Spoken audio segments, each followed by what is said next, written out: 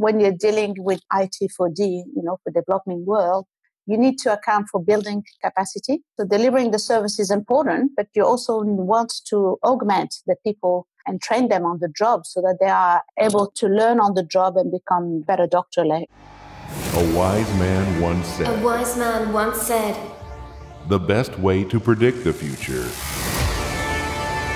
is to create it. You're about to experience a next level show. Scientists, entrepreneurs, thought leaders.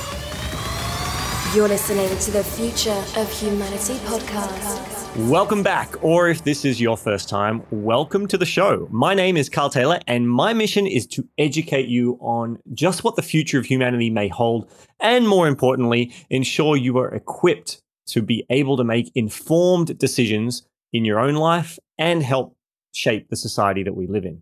Now, today's episode is with an incredible woman who has had a fascinating career, and we are discussing augmented reality, we're discussing the future of health, we're discussing visualization of the invisible. We are discussing wearables. We're discussing the trends that we're seeing in terms of society moving forward. Now, joining me in this discussion is Dr. Laila Alam, a scientist and the co-founder and chief of design and innovation at ArcSense, a tech startup in wearables for aged care.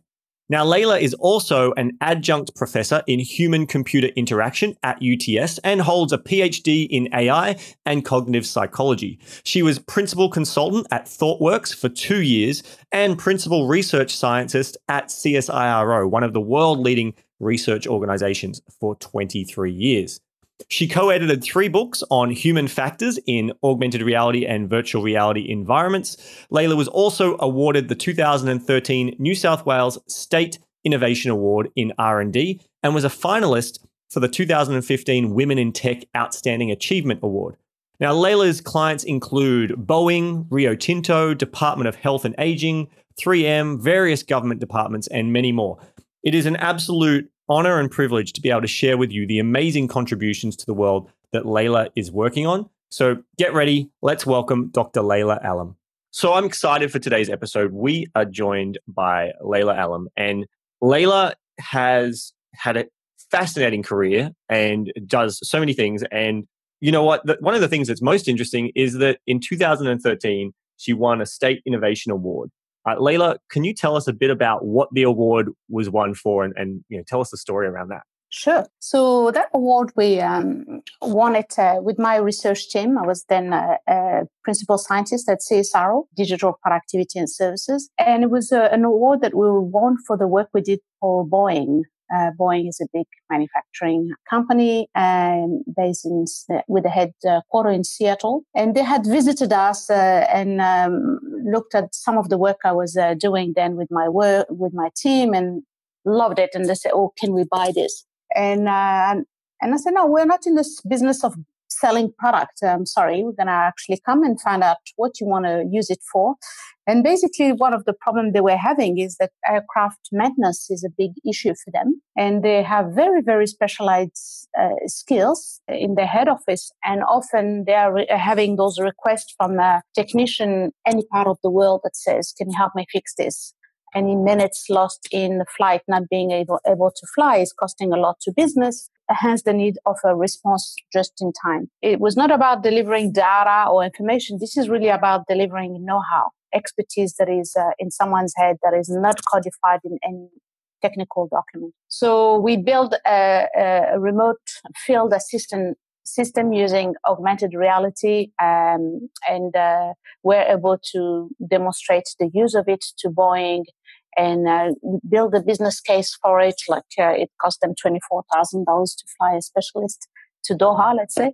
And for that price, they basically deliver that expertise when needed. Other time it's needed for improved productivity, but mostly for the airlines so that they don't have the aircraft sitting on a tarmac. I think I saw a video online where you demonstrated this. So just for the guys listening, what you're talking about here is kind of tech support, remote assistance of the future, right? I think there was a quote where you said, having access to expert information is great, but having access to an expert is better. And this is kind of like bringing an expert in from anywhere in the world into your augmented reality view and being able to essentially show you real time what to do. Click, click that or screw that left or pull that piece out. So there's two things here that are of value. The first one is having that specialist basically in your back, seeing what you see and telling you what to do and how to do it. And the other one is also that the information is actually in your line of sight. So as a technician, your hands are busy with tools and you're doing things with your hand, and having the information in your line of sight directly in the place where you're working increases your ability to do things on time, but also reduces errors because you're not getting the information from somewhere and then applying it. Like I'm thinking what would the old school way of doing it would have been having a procedures manual that you would check next to you? Yeah, and then you'll be looking at the procedural and then come and make sense of it to say, where am I at and what to do? Where here you're having the information exactly in your line of sight without having to move your head from, because that's the thing. If you get the information from a space and you do the task in another space, that switching, it's not just about memorizing, it actually increases your cognitive load because you are still trying to make sense and map the two spaces together. With augmented reality, you have that in your line of sight where you need it, and you reduce that cognitive load and reduces errors as well. So that has been sort of scientifically demonstrated, and that's why there's huge value in all this industrial connected device application to use augmented reality as the user interface for this type of solution, so that you are augmenting the person, you're not adding to their work. So that's really interesting. I mean, this idea of augmented reality, we've actually had a previous guest on the show who was a pool manufacturer utilizing augmented reality as a sales tool and a designing tool for pools. They were building backyard swimming pools in an augmented reality space, being able to demonstrate it to the client then and there. And it was, fantastic in the commercial sense. But what you're talking about here is now, as a business, this really becomes both a training tool and a support tool. Because I can imagine that one of the benefits of having this real-time training through augmented reality is, yes, you're supporting them, but at the same time, they're probably learning far faster. Is that something that your research showed? That's exactly right. So because time is critical, because you've got to actually get the engine going or whatever part you're fixing going ASAP, because any time lost for the aircraft is actually costing to business. What happened is initially it's really about getting that expertise and know-how just in time, get the job done first. But then after that, there is a debrief, and that's where learning occurs. Is like, why did I get you to do it this particular way? It's because X, Y, and Z. And then there is the explanations and so forth. And because you just completed the task, and then you have access to that specialist for the debrief, you're actually learning on the job. And that also has a boost in productivity for business, because in the future of work, we will be learning on the job all the time, continuously. So learning on the job is not just about having the right data, the right information. It's actually also having that interaction with someone who knows a lot more than you do. Yeah, I mean, having that interaction at the time that it's needed when you're learning, not taking it in a classroom to learn and then get back into the workplace, but actually just in time learning and training. One of the things that comes to mind is a potential future of education, if you like, or even a future service for businesses is, outsourced tech support, where it's like you've got experts on demand who just connect via augmented reality to assist you on that particular task or job. I totally agree. And initially, I thought the value prop was really around reducing the time that the equipment is not working. But then I realized that no, with this type of technology, you can also innovate in business model. If a piece of equipment is critical to a business, it needs to be operational 24 hours. Any minute or any half a second lost is actually costing a lot to the business. Then you can have a service where you ensure that you're going to have that specialist in the line helping out ASAP any time of the day. Whereas if it's a piece of equipment that is not so critical, you can actually cater for maybe a 10 or 15 minutes delay, or even maybe an hour. Then you can cost your delivery of that service differently. So you can have a value-based model business model that is depending on the criticality of the piece of equipment you are delivering the service for. And that's where the innovation is.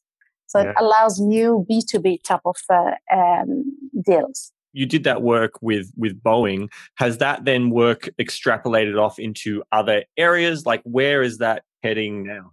So very good questions. My big interest is in the health space, and I'll talk about some of the work I've done in that space shortly. Yes, a technology like this can definitely be used in remote delivery of health services, with the view that it's not an interaction between the specialist and the patient, but it's actually an interaction between a specialist and maybe a nurse that is examining the patient.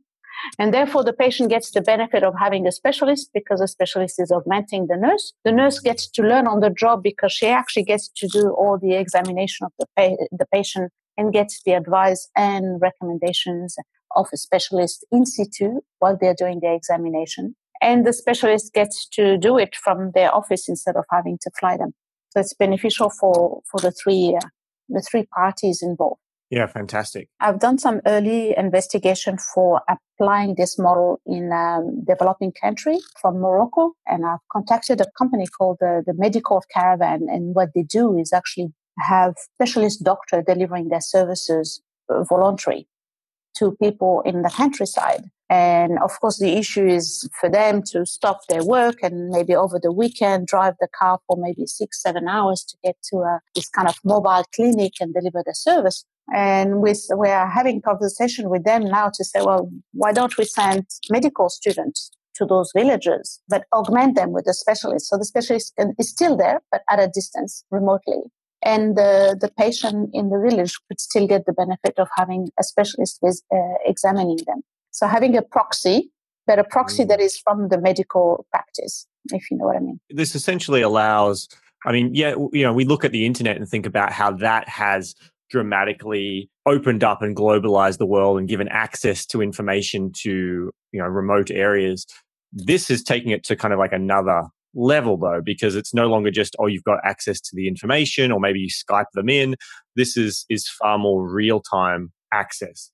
It's real-time access, and the beauty now is that there are a lot of villages now that have 4G. Yes, enable that with 4G. And also, when you're dealing with IT 4D, for the developing world, you need to account for building capacity. So delivering the service is important, but you also want to augment the people and train them on the job so that they are able to learn on the job and become better doctor in this sector. Yeah, that is awesome to hear. And this is not just the only area of healthcare that you have been working on. But before we get to that, one of the things I did want to touch on is, I remember we had a conversation a little bit earlier about cognitive load, and you mentioned it a bit earlier in the episode too. You mentioned this concept of cognitive load, and I know that you were working with pilot training around cognitive load, and that obviously, I'm sure there's many industries that cognitive load comes into it. So for those listening, can you explain what cognitive load is, and maybe tell us a bit more about the pilot training story that you were telling me about before? Okay, so cognitive load is a concept from cognitive psychology, and it's basically saying, what is the load that you have on your brain, and whether you're actually working at full capacity or whether you still have some neurons to do other things.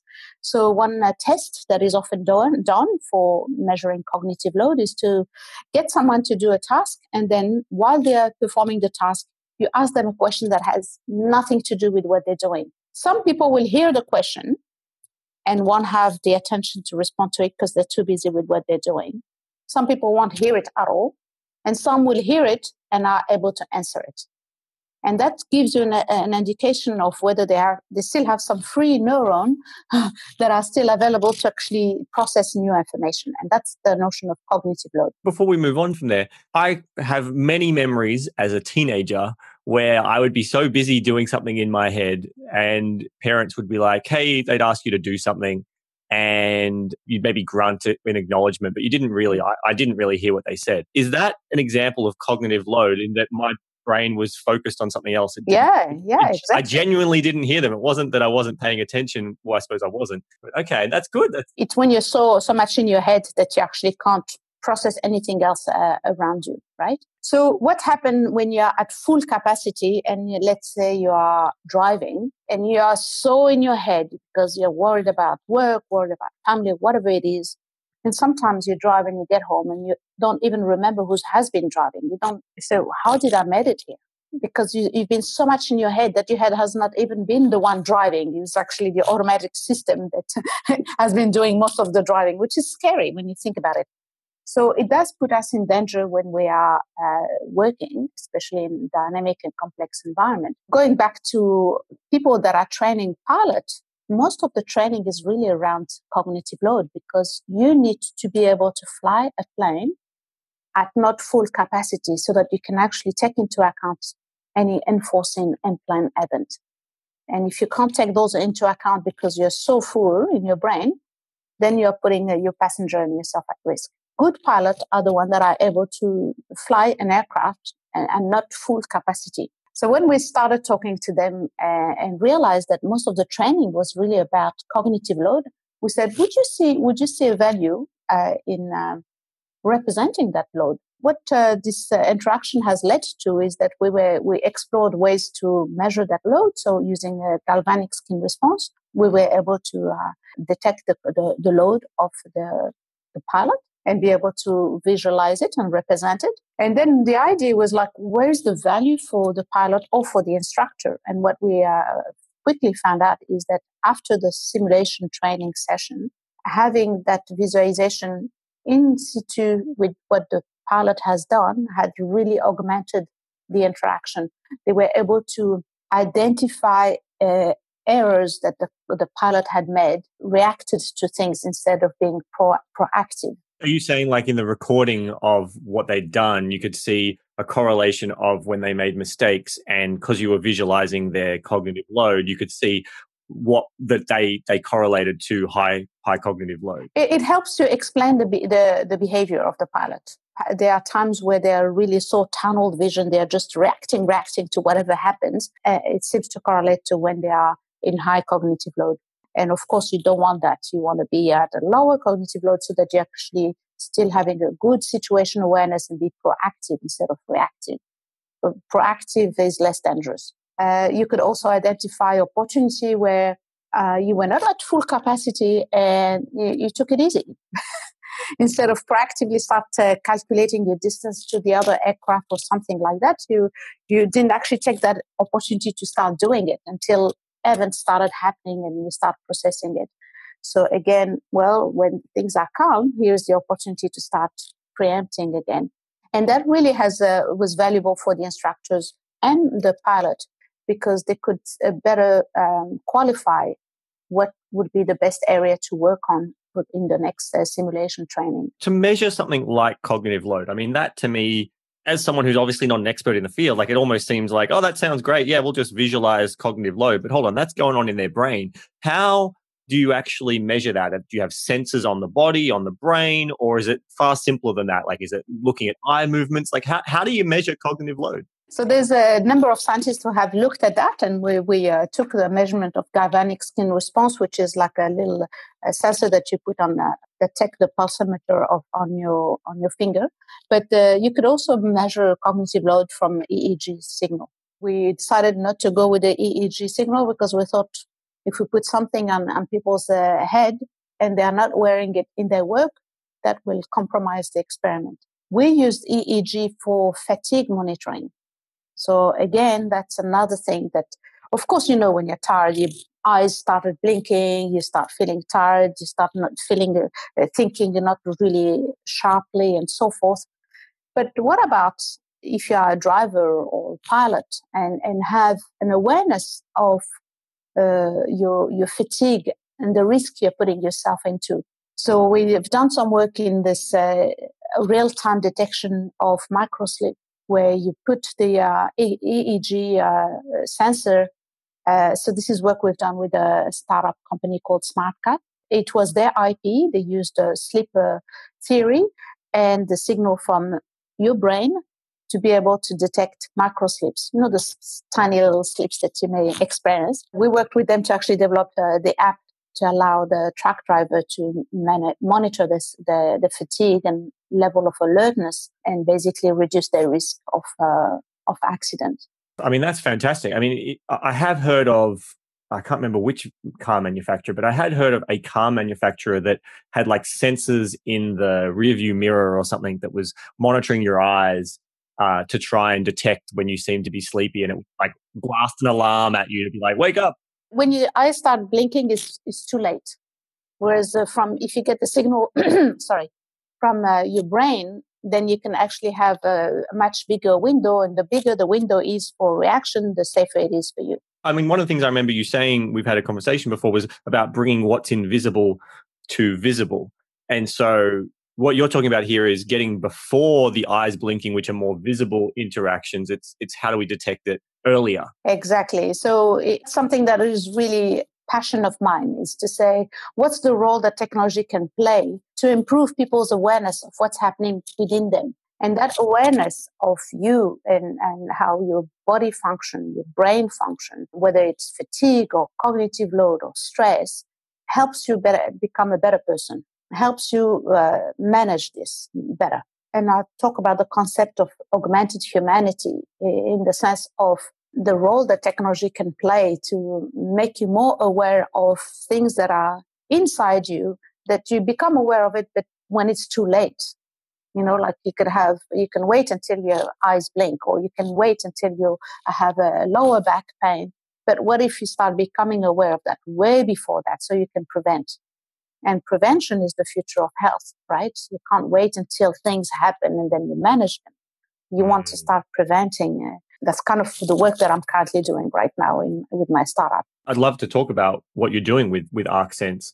So yeah, tell us a bit about what you are working on in the area of health. The area of prevention of health. So I've, backward a little bit, I've done a huge trial at the national level of people managed with chronic disease. And the interest with this was to actually see whether remote monitoring of patients with chronic disease from their home, whether we can help reduce the visits to hospital, and whether we can actually help them manage their condition better by doing remote monitoring.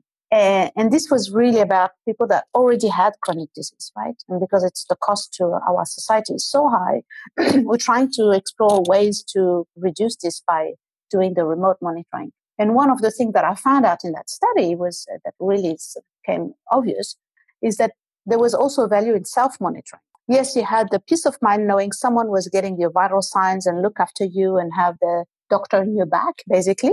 And but you also learn about your numbers, you learn about your condition because you actually see it on a daily basis. And that is empowering. That gives you a sense of empowerment because you start making better decisions about it. It kind of goes back to that real time. We were talking about everything. It's about bringing everything far more real time rather than looking at it in the past of, here's what was happening. Exactly. And it's real time, but it's also, seeing how it fluctuates. If you're looking at you had a heart condition, you want to know your numbers over the week and what's normal for you and what's not. And then you start making the right decision for yourself. Yes, it's time to go out or stay home. So this is where I really realized it was not just the big brothers watching you and monitoring you from a distance, which was the real-time assistance we were talking about, but also that self-monitoring, how valuable it was in terms of empowering people in better managing their condition. And I said, well, what if we can do the same thing, but instead of waiting for people to be sick, help them prevent being sick to start off with and be at a more preventative aspect. So ArcSense is really looking at helping people monitor their resilience to stress, to chronic stress, because chronic stress is like a huge component of chronic disease. It's almost 80%. So we tend to say, soldier on and you deal with it. And as you experience more and more stress and when it becomes more chronic and you lose your vitality and your sleep and all that sort of things, you tend to, I'll take some vitamin, I'll sleep a bit better until you actually get sick, until you have the diagnosis. And that's too late. So what if we can actually help them be aware of their resilience to stress, their body's resilience to stress. And we're using a measurement called heart rate variability, which basically tells you can't do anything about stress that comes around you or even stress that you generate with your own brain. But what you can do is your response to it. So if you can monitor your response to it and have a sense of whether you're getting better or worse in responding to stress, then you have a lever. You have something you can control. You have something you can do with. You can start hacking. And say, I'm going to try this. I'm going to try to see if I can improve my sleep and whether that's improved my resilience to stress. And if it works, you're going to continue doing it. This is a way of, I'm just trying to wrap my head around this.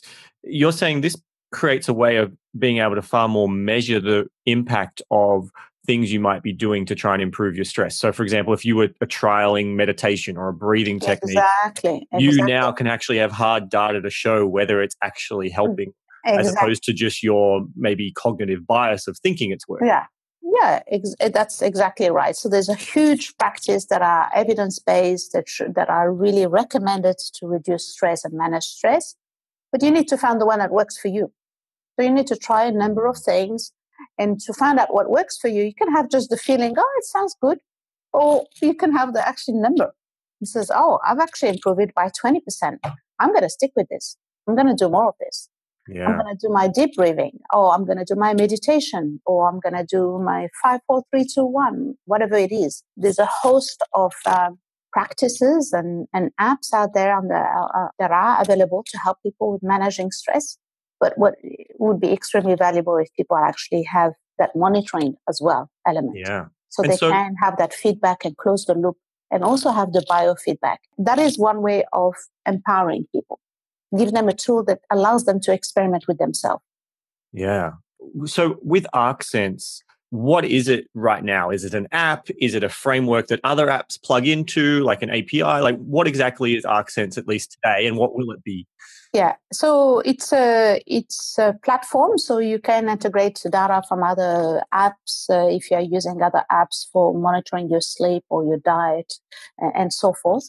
It has a way to measure your heart rate variability and monitor this real time, and has an AI component to actually start getting a sense of learning about you and what seems to be working for you, so that you can actually have a companion to get you to stick with your journey into improving your way of managing stress. And the other thing also is to get people started on a journey is easy, but getting them to stick to a journey of health and well-being is the hardest part.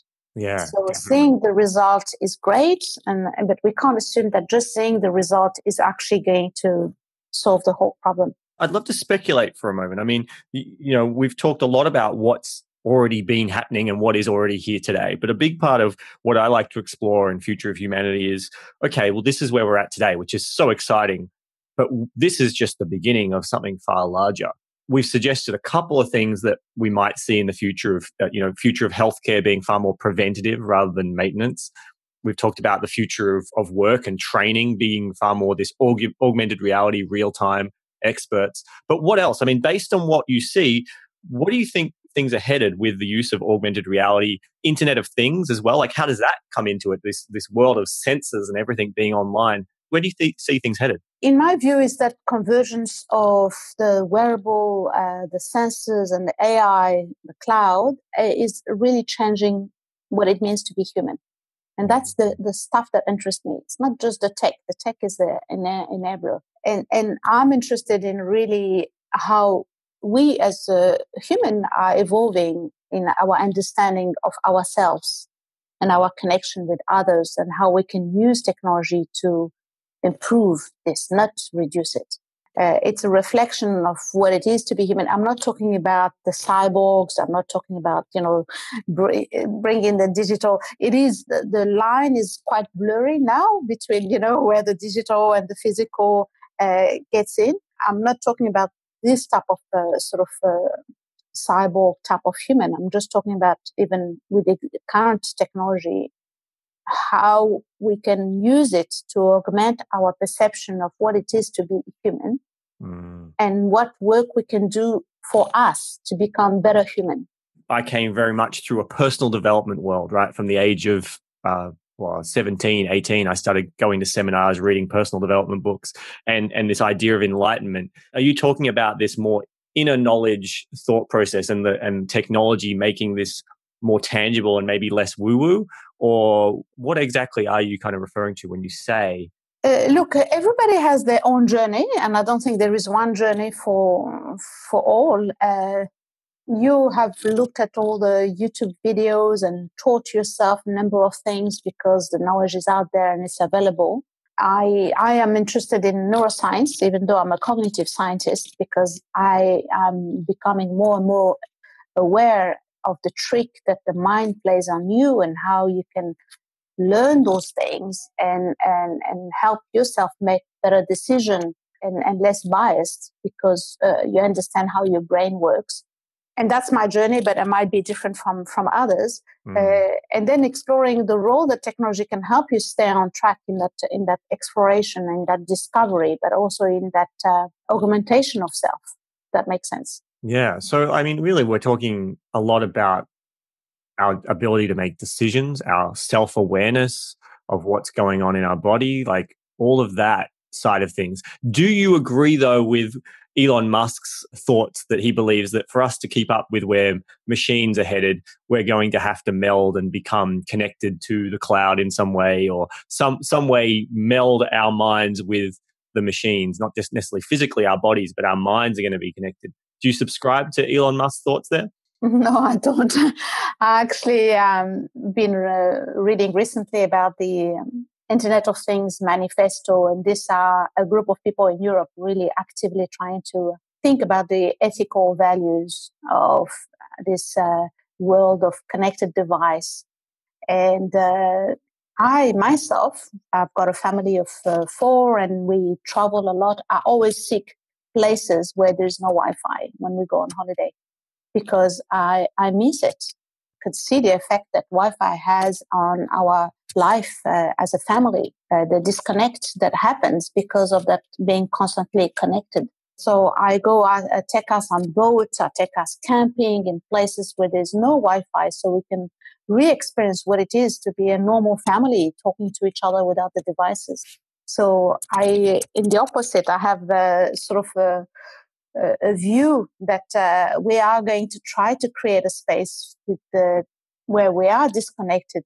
So you think it'll be like when we're at work, or it'll be part of our world that we are connected, and then we'll purposely make a conscious decision, an effort to disconnect and have these maybe, holidays, parks and islands of like no technology. Yeah, I found work and play and life that separation is very blurry. So even when I'm at work, I remember working at the beach. I couldn't bring my laptop; it was going to get sandy and all that. Yeah, the whole idea of having a laptop on the beach, which they like to portray as the laptop lifestyle, it's not very practical. No, it's not practical at all. And the fact that you don't bring it, that means you're not reading your email, you're not having any notification, nothing. If you think about switching off your phone as well, and then you have a conversation, and the conversation you're having is a lot richer, and you're stepping and you're walking, and we think, and we are more creative when we use our body, when we are not sitting at a computer with lots of email to attend. If you want to be creative, you've got to switch off all of this. Be in the nature, walk, use your body. Once you use your body and walk around or cycle or whatever it is you do, you think a lot more clearly. I've taken up recently cycling, and I realized that cycling is doing me good, not just because it's getting me active and cycling, but it's actually also forcing me to move away from being on the screen. And I'm scanning the horizon because I have to for my safety. And that's good for my brain. And I turn up at work and my brain is ticking. But do you think the trend, I mean, I 100% agree with you, but do you think the trend, and especially as we get, I mean, yes, we've got our phones on us all the time, augmented reality, when it gets to the point that we've got contact lenses potentially in our eyes where there's a heads up display at any point, we could be walking through that forest and it's telling us in our face what that tree is, and maybe telling us some sort of historical fact about what happened in this park in 1800s. Do you think that we are consciously going to turn that stuff off, or are we just, will the older generations kind of remember what it was like to be disconnected? But a previous episode, we had an expert on Generation Z and how they've grown up with Wi-Fi and they've always been connected. And the question is, will they know that they're overly connected. She was saying that they know that they're so connected, and they look at the older generations in awe at our ability to turn off. And that shows that they don't know how to turn off. Do you think we're headed in that way, that we'll be connected always? I'm maybe an optimist type of girl, but I think as a human, we deeply know what it is. What are the gain and what are the costs, and there are always the two sides, gains and costs. I was in the Redwood area of San Francisco recently. This beautiful and more humongous acacia.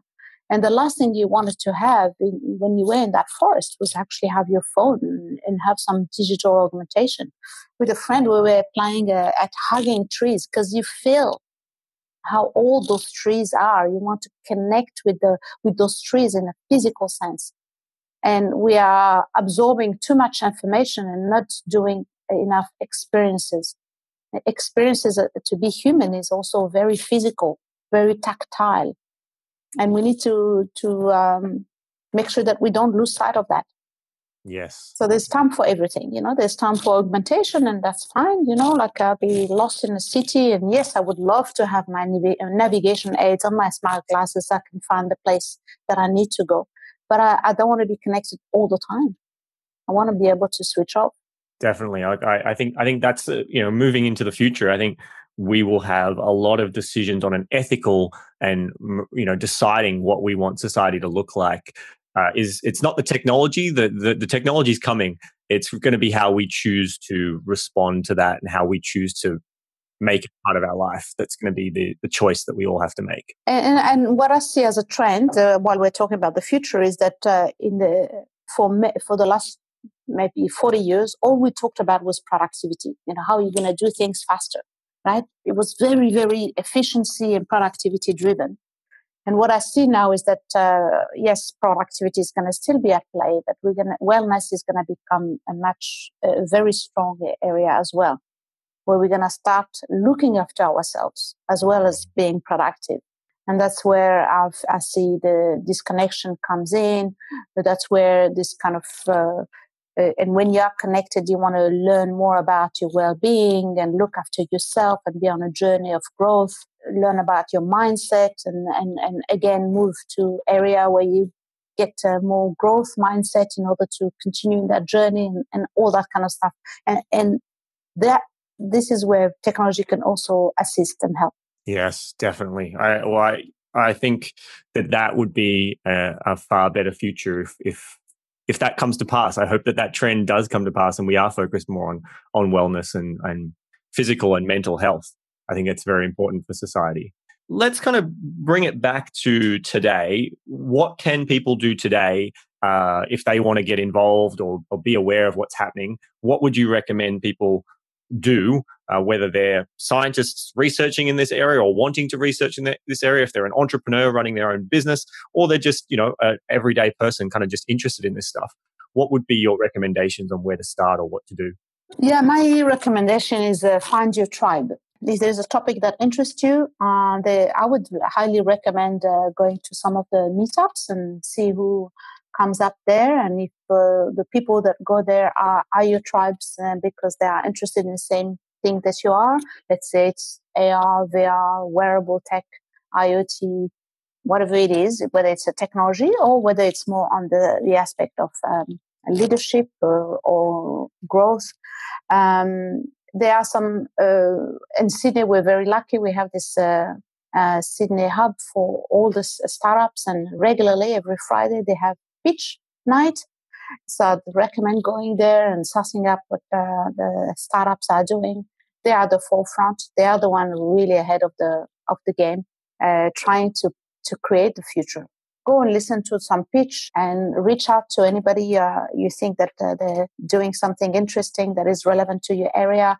Entrepreneurs love to talk about their ideas, but they actually also love working and collaborating with others. They tend to be the sort of people that know that you can only make a difference by working with others. It's not a solo journey. It's only so far you can go alone, right? Yeah, exactly. Let's kind of wrap up. And one of the questions I like to ask every person who comes on the show is, when you think about the future, when you think about the future of humanity, you already mentioned that you're optimistic. So do you think we're headed in a positive direction? Could go anywhere? We're headed in a destructive direction? When you think to the future, 10, 20, 30, 100 years or longer into the future, are you excited? Are you scared? Where are you at? I can see that there are errors that we're making, and we're going to uncover those errors maybe too late. And I could see also some really positive things happening in terms of people understanding that we need to ask the right questions around those technology and not just consuming them bluntly. So there is hope, but there is also risks of doing the wrong thing, and that's how we evolve as human, right? We make mistakes. We hopefully learn from them. All my hope is that we will learn on time, basically. But our history shows that, and we tend to really learn our lesson when things go really badly. I have in mind, for example, the danger of the magnetic field. You know, we all have Wi-Fi in our house, and yet it's actually quite dangerous for us. There's been science evidence to suggest that this exposure to those magnetic fields are actually really bad for us and affect even our DNA. And here we are consuming it. Been following some biohackers recently, and the first thing they recommend is make sure you actually from those radiation, those emissions, because they are dangerous. So yeah, in one way, we're aware of the risk of sugar and too salty food and fatty food and whatever. And there's so much has been uncovered in the nutrition aspect. But I think with the digital and Wi-Fi and Bluetooth, we are yet to actually really embrace the fact that we are putting ourselves in danger in having those devices so close to us constantly. It would be like the next smoking, right? You know, there was a time that everyone thought smoking was healthy and good for you. And then now we all look at it and go, that's terrible. And I'm sure the future us will look at us. We see someone smoking and, you know, we look at them, you know, we give them the bad look, but it's going to be the same probably in 10 or 15 years when it comes to those devices, I would say. It's like, you had Wi-Fi in your house? How could you do that? You used Bluetooth? What were you thinking? Exactly. Yeah. So that's the sort of, and it takes 20 years before the science is in place and all that, and before the actual community become aware of those dangers, even though these things is published. If you go, you can find it very easily. It's published. It's been demonstrated clearly that it's dangerous, but we're still not doing anything about it. Wow. Well, that sounds like potentially a future episode to find someone to talk about that.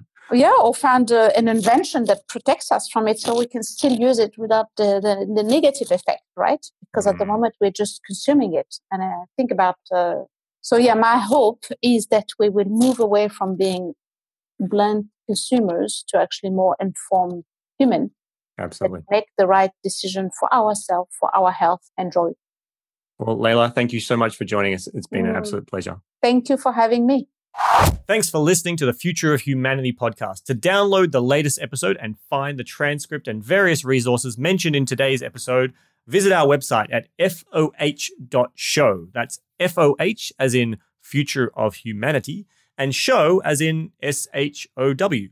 You can also, via our website, contact me with any feedback or suggestions for future episodes. So please do reach out. Now, if you haven't already subscribed, you can find the links to subscribe on all your favorite platforms at foh.show/subscribe. That's foh.show/subscribe. And more importantly, if you'd like to continue the conversation from today's episode and connect with other listeners, then you can join our free community at foh.show/community. foh.show/community. I look forward to seeing you there.